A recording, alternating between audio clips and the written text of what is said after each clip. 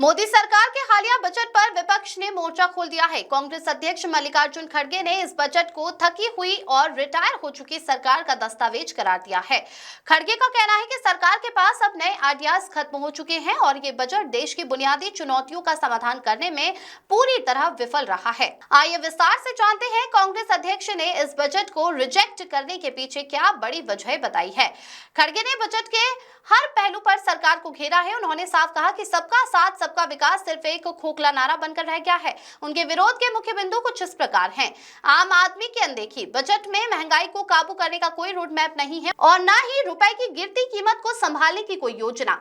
बेरोजगारी का संकट, शिक्षित युवाओं के बीच फैली बेरोजगारी पर वित्त मंत्री ने चुप्पी साधे रखी है। शिक्षा और स्वास्थ्य में कटौती, खड़गे का आरोप है कि सरकार ने शिक्षा के बजट को पिछले साल के मुकाबले घटा दिया है। चौंकाने वाली बात यह है कि पिछले साल भी आवंटित पूरा बजट खर्च नहीं किया गया था। सामाजिक न्याय का अभाव, एससी एसटी, पिछड़ा वर्ग, ईडब्ल्यूएस और अल्पसंख्यकों के लिए किसी विशेष सहायता का प्रावधान नहीं किया गया है। मल्लिकार्जुन खड़गे ने यह भी सवाल उठाया है कि जब असमानता का स्तर ब्रिटिश राज के दौर पार कर गया है तो बजट में इसका जिक्र तक क्यों नहीं है।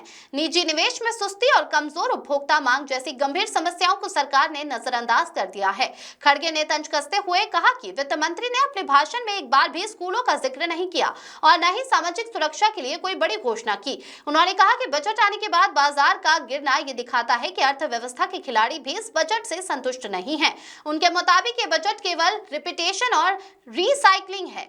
खड़गे ने अंत में दो टूक शब्दों में कहा कि वह इस बजट को पूरी तरह से रिजेक्ट करते हैं क्योंकि ये न तो गरीबों के हित में है और न ही युवाओं के। तो साफ है कि कांग्रेस इस बजट को लेकर जनता के बीच जाने की तैयारी में है। बेरोजगारी और महंगाई जैसे मुद्दों पर सरकार को घेरना अब और तेज होगा। इस खबर पर हमारी नजर बनी हुई है। शुक्रिया। मोदी सरकार के पास अब नई आइडिया खत्म हो गई है। ये बजट भारत की कहीं अधिक आर्थिक, सामाजिक और राजनीतिक चुनौतियों के लिए एक सवाल होके बैठा है और खास करके ये बजट गरीब तबके के लिए इसमें कुछ नहीं है। इन्फ्लेशन कंट्रोल करने के लिए भी इनका कोई समाधान, सकारात्मक कोई सलाह या कोई कदम उन्होंने नहीं दिखाया। आर्थिक इकोनॉमिक सर्वे का जो ये दिखाता है कि व्यापार में अनिश्चितता भारत के लिए एक प्रमुख चुनौती बताता है, लेकिन बजट मुश्किल से इस समस्या को स्वीकार करता है। इसी तरह रुपए का गिरते हुए मूल्य के निपटने की भी कोई योजना उनके पास नहीं है। भारतीय अर्थव्यवस्था का मूल संकट ठहरी हुई वेतन, कमजोर उपभोक्ता मांग और निजी निवेश में सुस्ती, लेकिन बजट में उपभोक्ता मांग के फिर से गति देने का कोई विचार नहीं दिखता। घरेलू बचत में कमी और व्यक्तिगत कर्ज के बढ़ते बोझ पर भी ध्यान नहीं दिया गया है। युवा शक्ति की तमाम पैकेजिंग के बावजूद शिक्षित युवाओं में फैली व्यापक बेरोजगारी के संकट का कोई समाधान नहीं है। वित्त आयोग का सिफारिश का अभी और अध्ययन करना होगा, लेकिन वे गंभीर वित्तीय दबाव में चल रही राज्य सरकारों को कोई राहत देती नहीं दिख रही है। असमानता ब्रिटिश राज के दौर के स्तर को पार कर गई है, इनइक्वालिटी, लेकिन बजट में इसका जिक्र तक नहीं किया गया है। न ही एससी, एसटी, ओबीसी, अदर पिछड़े हुए लोगों के लिए, इकोनॉमिक ईडब्ल्यूएस के लिए, अल्पसंख्यकों के लिए इसमें कुछ सहायता का प्रावधान उन्होंने नहीं बनाया। मैं उदाहरण के तौर पर चंद चीज़ें आपको बताऊंगा। एजुकेशन में लास्ट ईयर जो अलोकेशन हुआ था 13,000 करोड़ खर्च नहीं किया गया। सोशल जस्टिस जो हमेशा शेड्यूल कास्ट, शेड्यूल ट्राइब और दबे हुए लोगों की मदद करता है, उसमें 2,242 करोड़ खर्च नहीं हुए। ट्राइबल अफेयर्स में 4,101 करोड़ खर्च नहीं हुए। माइनॉरिटी अफेयर्स यानी उनके लिए जो पैसा रखा गया था उसमें 1,190 करोड़ आज खर्च नहीं किए। इतना पैसा उन्होंने खर्च नहीं किया और वो ये कहते हैं कि हम सबकी भलाई कर रहे हैं। क्या है उनका स्लोगन है ना, सबका साथ सबका विकास।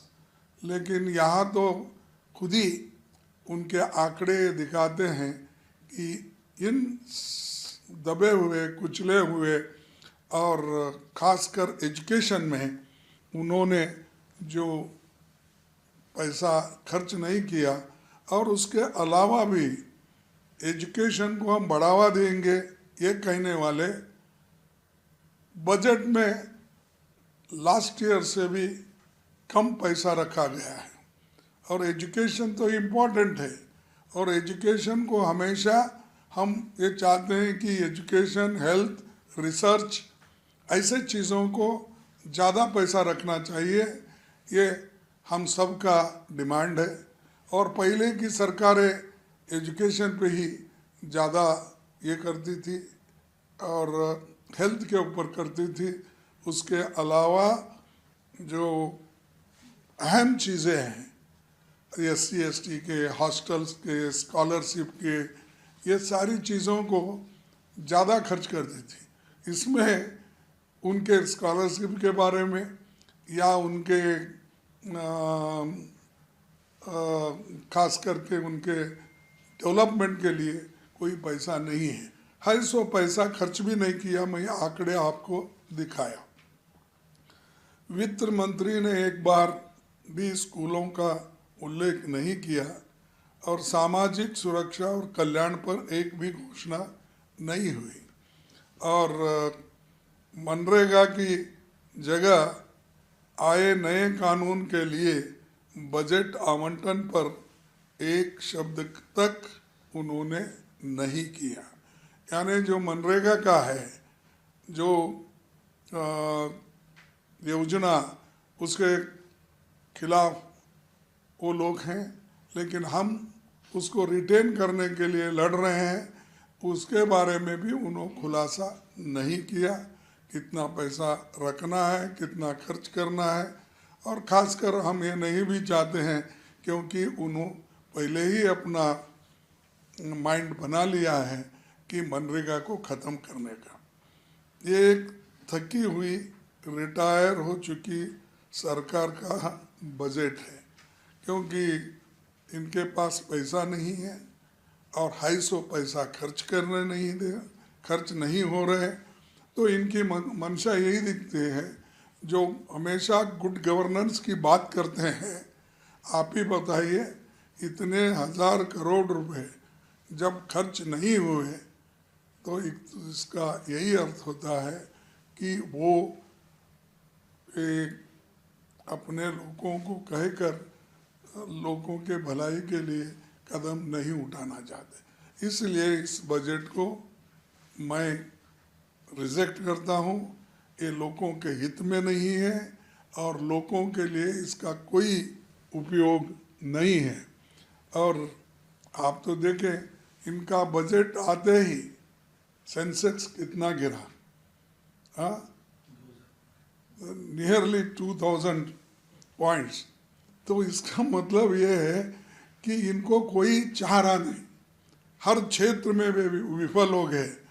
इसीलिए इस बजट, ये तो बजट गरीबों के हित में नहीं है और युवाओं के हित में नहीं है, इन्फ्लेशन कैसा कंट्रोल करना ये नहीं है, एम्प्लॉयमेंट के बारे में नहीं है, ये सारी चीज़ें उनमें उन्होंने अपने बजट में नहीं रखा। इसीलिए ये सिर्फ रिपीटेशन है, रिसाइकलिंग है।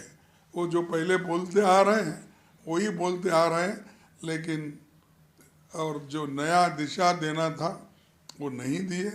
इसीलिए मैं इस बजट को कहूँगा कि ये सिर्फ पुराने जो उनके वादे थे उसको भी उन्होंने इसमें नकार दिया।